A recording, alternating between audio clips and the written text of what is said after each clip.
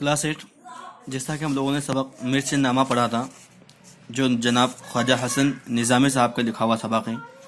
हम लोगों ने इस सबक को पढ़ा और इसमें आए हुए मुश्किल अल्फाज के माने ही पढ़े। आज हम इस सबक के सवाल और जवाब पढ़ेंगे। सबसे पहले हमें देखना है, देखिए यहाँ पर एक चीज़ दी हुई है, जब किसी मुश्तरका खुसूसियत की बिना पर एक चीज़ की मिसाल दूसरी से दी जाए तो वो तशबीह कहलाती है। यानी तशबीह वो चीज़ कहलाती है जब एक चीज़ की मिसाल किसी दूसरी चीज़ से दी जाए तो वो मिसाल कहलाती है तशबीह की। जैसे फूल जो है उसकी खुशबू जब किसी इत्र में उतार ली जाए तो कहा जाता है कि देखिए इसकी खुशबू बिल्कुल गुलाब सी है। इसी तरीके से किसी के होंठ को गुलाब से तशबीह देना या फूल से तशबीह देना, तो ये जब तशबीह दी जाएगी या यूँ कह देना कि जनाब ये काम तो बिल्कुल शेर खां जैसा है या ये लड़का तो बिल्कुल शेर है, तो इसका मतलब वो शेर नहीं बल्कि उसमें खुसूसियत है शेर जैसी, उसमें मजबूती है। इसलिए तो जब किसी एक चीज़ को दूसरी चीज़ से शुबह दी जाए, उसके बारे में बतलाया जाए तो वो तशबीह कहलाती है। दूसरी चीज़ है खलकत के माने लोग और खिलकत के माने पैदाइश के। यानी कल हम लोगों ने पढ़ा था कि खलकत, लफ्ज़ खलकत का मतलब होता है पैदाइश। लफ्ज़ खलकत के माने होता है लोग या जनता या रियाया, और लफ्ज़ खिलकत का मतलब होता है पैदाइश या मबऊस होना, पैदा होना।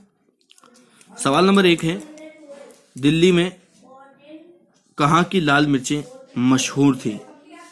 सवाल नंबर 1 है, दिल्ली में कहाँ की लाल मिर्चें मशहूर थी। तो हम लोगों ने पढ़ा था दिल्ली में पुराने किले की लाल मिर्चें मशहूर थी। दिल्ली में जवाब हो जाएगा दिल्ली में पुराने किले की लाल मिर्चें मशहूर थी।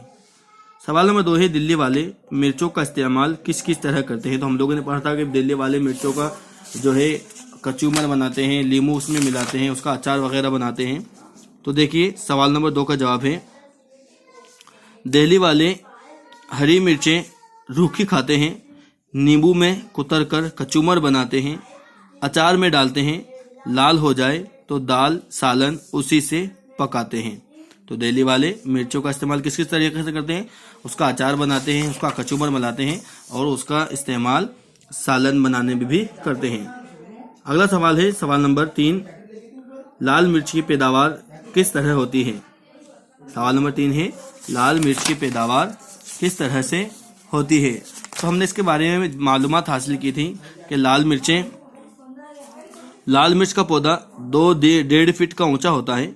मिर्च शुरू में बड़ी प्यारी मालूम होती है, उंगली भर की सब्ज यानी हरी होती है, चिकनी होती है, पाव इंच मोटी के आसपास होती है, जड़ की तरफ से चौड़ी, मुंह के पास पतली, जमीन की तरफ आंखें झुकाए रखती है, चंद रोज में बढ़ते बढ़ते 2 इंच या 2.5 इंच लंबी हो जाती है, बचपन की सब्जी जवानी का सुर्ख लिबास पहनती है। गोया ये मिर्च की पैदाइश के बारे में है कि मिर्च की पैदाइश या मिर्च की खेती किस तरीके से होती है। अगला है सवाल नंबर 4, मिर्च की वो क्या खुसूसियत है जो सूखने के बाद भी बाकी रहती है। सवाल नंबर 4 है, मिर्च की वो क्या खुसूसियत है जो सूखने के बाद भी बाकी रहती है। तो हम इसका जवाब पढ़ेंगे। मिर्च के सूख जाने के बाद भी उसकी खुसूसियत है वो है सूख कर मिर्च मुरझा जाती है मगर चेहरा वैसा ही लाल दमका करता है, बल्कि खाल में एक तरह की चमक और शफ़ाफ़ी पैदा हो जाती है। तो उसकी खुसूसियत क्या होगी कि उसकी खाल में एक तरह की चमक और शफ़ाफ़ी पैदा हो जाती है। यही उसकी ख़ास सलाहियत होती है और यही उसकी ख़ास खुसूसियत होती है। अगला सवाल है सवाल नंबर 5, लाल मिर्च के क्या क्या नुकसानात हैं। लाल मिर्च खाने के क्या क्या नुकसानात हैं, इसके बारे में हम लोगों ने पढ़ा था कि लाल मिर्च खाने के बहुत से नुकसानात हैं। उनमें से चंद हैं। मिर्च के खाने के बाद हमें किस तरीके से महसूस होता है। मिर्च के मुतालिक हम लोगों ने कल पढ़ा था कि मिर्च खाने के बाद हमें किस किस तरीके से नुकसान उठाने पड़ते हैं। लाल मिर्च मादा, जिगर, मसाना, दिल और दिमाग को बेहद मुज़िर है। इसका नुकसान बहुत आहिस्ता आहिस्ता होता है और मालूम ही नहीं पड़ता। तो सवाल नंबर 5 का जवाब हो जाएगा, लाल मिर्च معدہ، جگر، مثانہ، دل و دماغ کو بے حد مضر ہے، اس کا نقصان بہت آہستہ آہستہ ہوتا ہے اور ہمیں معلوم نہیں پڑتا۔ نیکسٹ سوال نمبر 6 سوال ہے مرچ کو فتنی کیوں کہا گیا ہے؟ تو ہم نے لفظ فتنے کا مطلب سمجھا تھا آگ لگانے والی، تو مرچ کو فتنی اس لیے سمجھا جاتا ہے کیونکہ اس کے کھانے کے بعد منہ میں آگ لگ جاتی ہے، یا مرچ کھانے کے بعد اس سے منہ میں جلن پیدا ہوتی ہے، گویا یہ بھی منہ میں آگ لگانے کا کام کرتی ہے، اس لیے مرچ کو فتنی کہا گیا ہے۔ اب دیکھیں ہمارے پاس میں خالی جگہ ہے، ان خالی جگہوں کو ہمیں پر کرنا ہے۔ سب سے پہلا ہے جہاں مرچوں کی پیداوار، پہلے والے خالی جگہ میں آ جائے گا پیداوار۔ دوسرے ہے لال مرچ، لال مرچ کیا ہے؟ لال مرچ بے حد مضر ہے۔ تو دیکھیے پہلے والے میں پیداوار، دوسرے والے میں بے حد، تیسرے والے میں دل دادوں، چوتھے والے میں یادگار اور پانچویں والے میں پیداوار۔ اب دیکھیے جہاں مرچوں کی پیداوار تھی وہ زمین نئی دہلی کے نقشے میں آ گئی۔ اگلا ہے لال مرچ، لال مرچ بے حد مضر ہے۔ تھرڈ ہے مجھے کو دیکھو اس کے دل دادوں میں ہوں۔ فورتھ ہے اس کی یادگار میں مرچ نامہ لکھ رہا ہوں۔ اور ففتھ ہے مجھے کوئی نہ کہے، اس میں خالی جگہ میں آ جائے گا بے وفا، مجھے کوئی بے وفا نہ کہے۔ اس طریقے سے یہ سبق ہمارا مکمل ہو جاتا ہے۔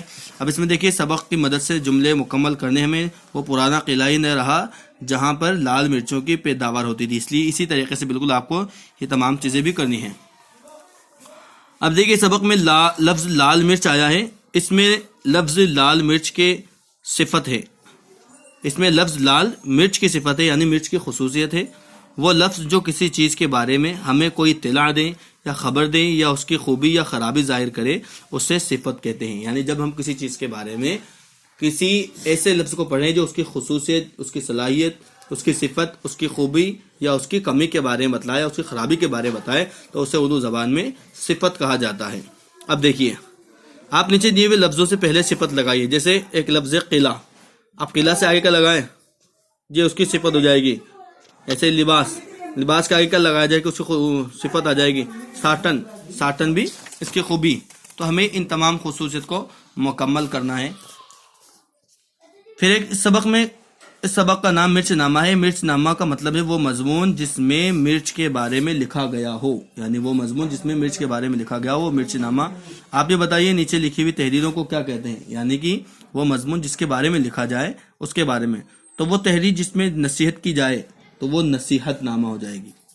نصیحت نامہ جس میں سوالات کیے گئے ہوں سوال نامہ، جس میں کوئی عہد لکھا گیا ہو عہد نامہ، جس میں دعوت دی گئی ہو دعوت نامہ، اور جس میں سفر کے حالات بیان کیے گئے ہوں انہیں سفر نامہ کہا جاتا ہے۔ اس سبق میں عام بول چال کے بہت سے الفاظ آئے ہیں جنہیں روزمرہ کہتے ہیں۔ مثال کے طور پر منہ میں آگ لگ گئی۔ آپ اس سبق سے اسی طرح کی 3 مثالیں تلاش کر کے لکھیے۔ تو پیارے بچوں ہم نے ابھی صفت کے بارے میں معلومات حاصل کی کہ صفت کسے کہتے ہیں۔ وہ لفظ جو کسی چیز کے بارے میں معلومات فراہم کرائے، اس کی جانکاری بتائے، کسی چیز کے بارے میں اس کی خصوصی، اس کی اچھائی، اس کی برائی، اس کی خوبی اور اس کی کمی کے بارے میں اطلاع دیں، اسے ہم صفت کہتے ہیں۔ تو لفظ دیکھیے قلعہ سے آگے ہم نے لگایا پرانا قلعہ، تو پرانا اس کی صفت، اس کی خوبی بیان کر رہا ہے، تو پرانا قلعہ۔ لباس گندا لباس اس کے بارے میں بتلا رہا ہے، اس کی خرابی بیان کر رہا ہے۔ ساٹن کپڑے کا ہے تو سبز ساٹن یعنی ہرا ساٹن۔ اسی طریقے سے رنگ، ہم نے اس میں کوئی رنگ جوڑ دیا پیلا رنگ، تو پیلا رنگ اس کی پیلا پن جو ہے وہ اس کی خوبی بیان کر رہا ہے۔ ایسے ہی دلی کے آگے آپ نئی دلی بھی لگا سکتے ہو، پرانی دلی بھی لگا سکتے ہو، تو نئی دلی اس کی خوبی بیان کری ہے۔ تو ہم نے پڑھا کہ صفت کسے کہتے ہیں۔ سبق میں لفظ لال مرچ کی صفت کے بارے میں بتلایا گیا، وہ لفظ جو کسی چیز کے بارے میں ہمیں کوئی اطلاع دے یا اس کی خوبی یا خرابی ظاہر کرے اسے صفت کہتے ہیں۔ یہ آپ نوٹ کر لیں، وہ لفظ جو کسی چیز کے بارے میں ہمیں کوئی اطلاع دے یا اس کی خوبی یا خرابی کے بارے میں بتلائے یا اس کی خرابی ظاہر کرے اسے صفت کہتے ہیں۔ یہ ہمارا سبق مرچ نامہ مکمل ہوا جو جناب خواجہ حسن نظامی صاحب کا لکھا ہوا ہے۔